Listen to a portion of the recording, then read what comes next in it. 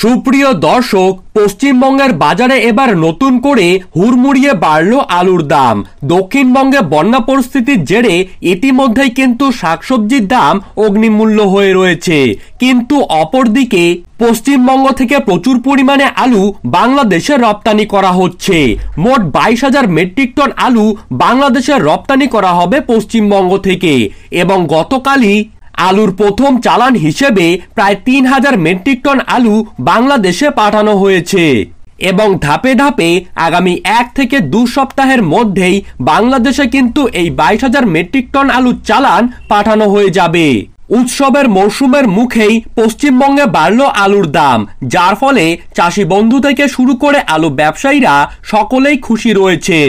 কিন্তু অপরদিকে নবান্ন থেকে মুখ্যমন্ত্রীর সাফ বার্তা যে কোনোভাবেই যাতে বাংলার বাজারে আলুর পাশাপাশি শাকসবজির দাম বাড়ানো যাতে না হয়।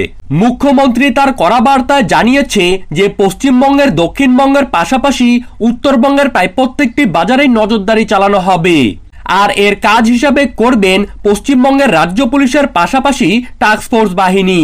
কোনো বাজারের বিক্রেতা যদি চড়া দামে শাকসবজির পাশাপাশি আলু বিক্রি করে এবং সে যদি ধরা পড়ে যায়, তাহলে কিন্তু তার বিরুদ্ধে আইনি পদক্ষেপ গ্রহণ করবে রাজ্য সরকার।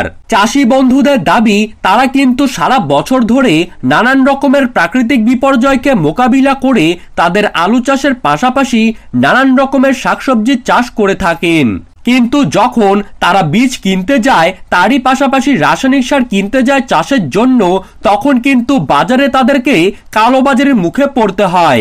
আর সেই সময় সরকারকে কিন্তু চাষি বন্ধুদের পাশে এসে দাঁড়াতে দেখা যায় না, আর তার ফলে বর্তমানে কিন্তু চাষি বন্ধু থেকে শুরু করে ব্যবসায়ীরা সকলেই বিক্ষোভ প্রকাশ করছেন।